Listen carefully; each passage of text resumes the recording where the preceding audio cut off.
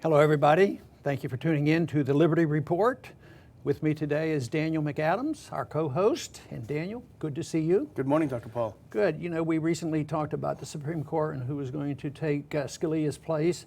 That's important. But I think this case between the FBI and Apple probably is a lot bigger deal. It has long-term ramifications. They're trying to use laws that were written in 1798 and reusing it and reinterpretation. At the same time, what they do with this case may have an effect for many, many years. I think it's very, very significant. And it's been in the news, and of course there's two sides to it. People say, well, our privacy should be protected and we should be allowed to do it. And the other side is, boy, the hawks, the Tom Cottons of the world, they say that we have to do this, and why should the privacy of a dead terrorist mean anything at all? Well, maybe it has something to do with the constitutional rights of everybody else.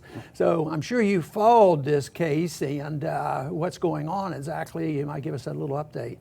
Well, the issue at stake, at least on the surface, is the iPhone of one of the San Bernardino shooters. Remember December 2nd shooting.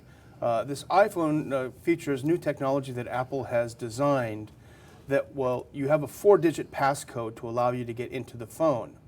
But you get 10 tries to get that right. After 10 tries, the phone will erase all the data. It's a very interesting security technique that they've put into it. So the FBI is worried about trying to guess that 4 numbers, because I guess there are about 10,000 possibilities with 4 numbers. So what the FBI is demanding that Apple do is write a new piece of software that will remove that 10-try wipeout feature. So essentially what they're doing is allowing a backdoor by removing security that has been provided to the phone. Well, this sounds like another mandate. We have mandates in the tax code. We have mandates on how we buy our medical care. Authoritarians like mandates. That's big government. Anybody that wants big government and they don't care much about liberty, they have mandates. Some people even refer to this as conscription, conscripting Apple to make them do something they don't have to enhance law enforcement. Of course, the real question is it going to do any good? And that's where I have a lot of questions about whether it will, because every time we have an incident, the government comes forth. This is what we need. You remember very clearly 9/11. The end of the world's here, so we have to give up our constitutional rights to be safe. So we passed the Patriot Act. We have the TSA. We have the Department of Homeland Security.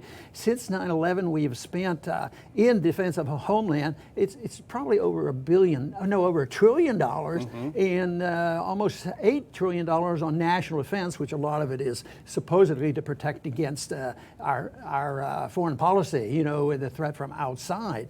But so the real question is does it really work in doing it? And yet here they have this process, and it's not out of the clear blue.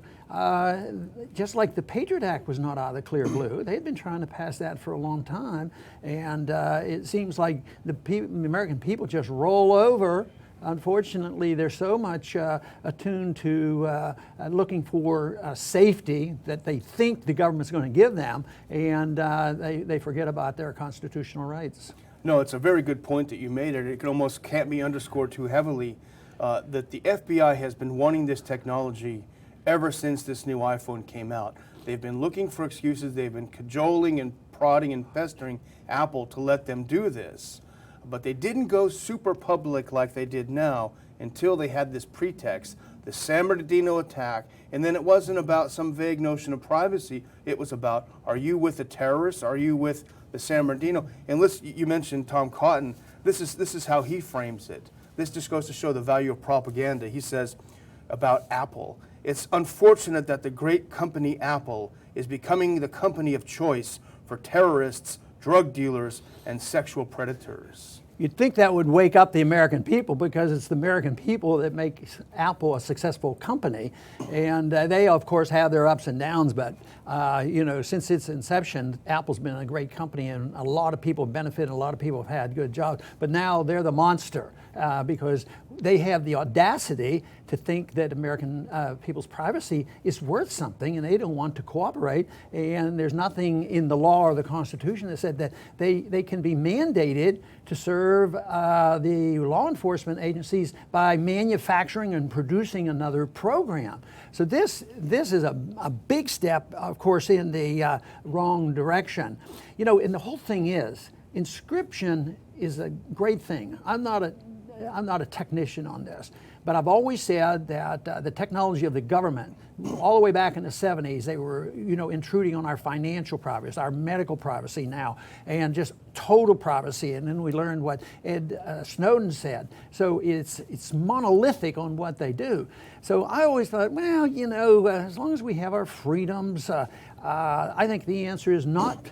Once again, I had no faith that all of a sudden Congress would wake up, you know, and be constitutionalists and protect civil liberties. I always thought technology will be it. Somebody's going to come along. The government's going to be the snoopers. They want to know everything that's going on.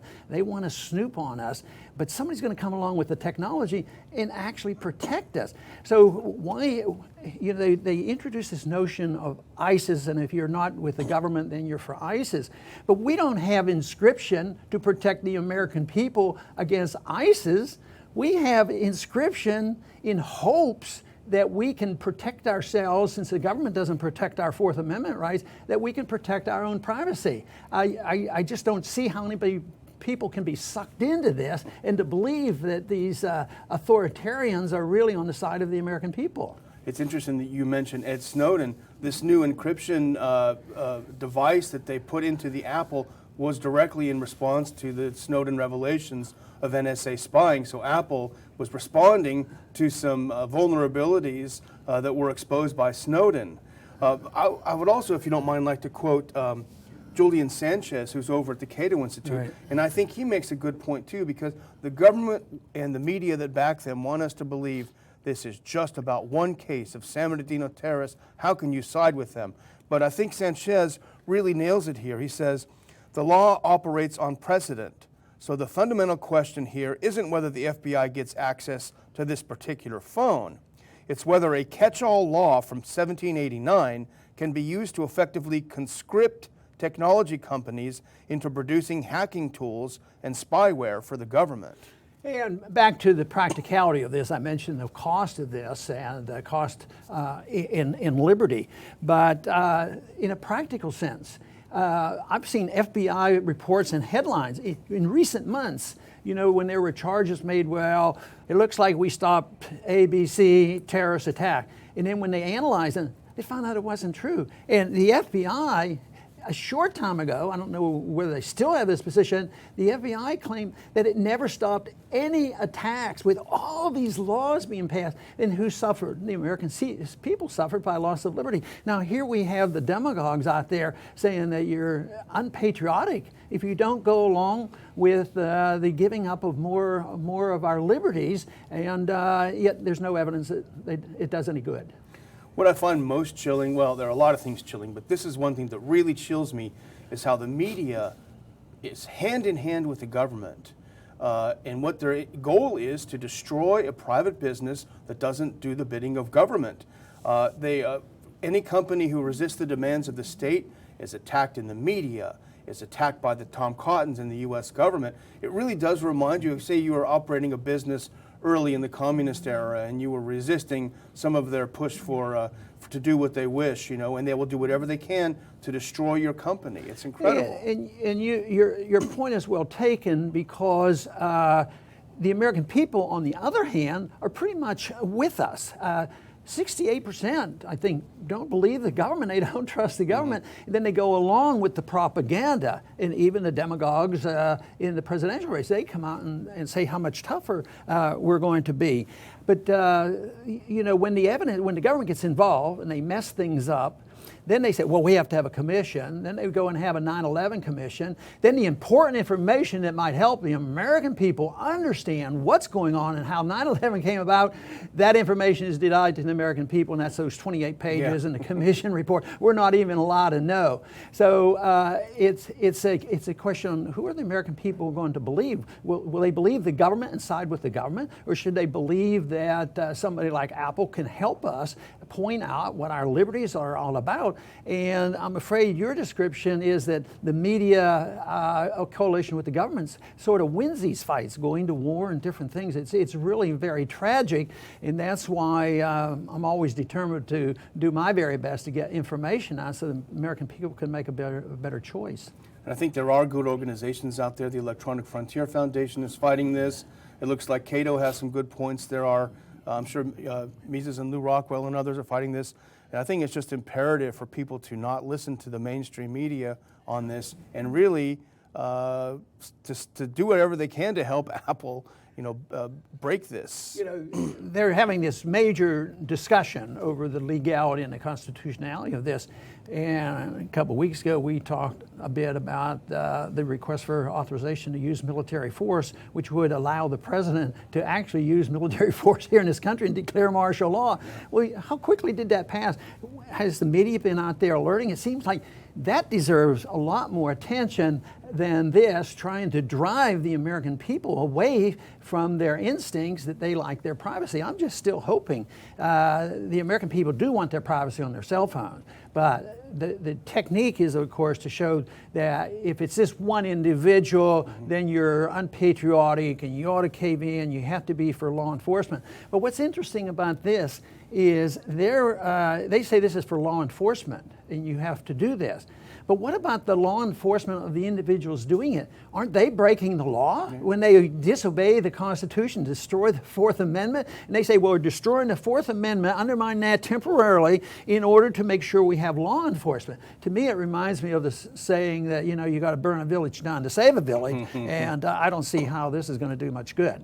Here's a scary thought. If the authorization for force passes, you see the next U.S. president using a drone to blow up Apple. Yeah, well, we shouldn't even laugh, But there was one candidate, I will never mention his name, and he was saying, who do they think they are? And you know what? I think that is a great question.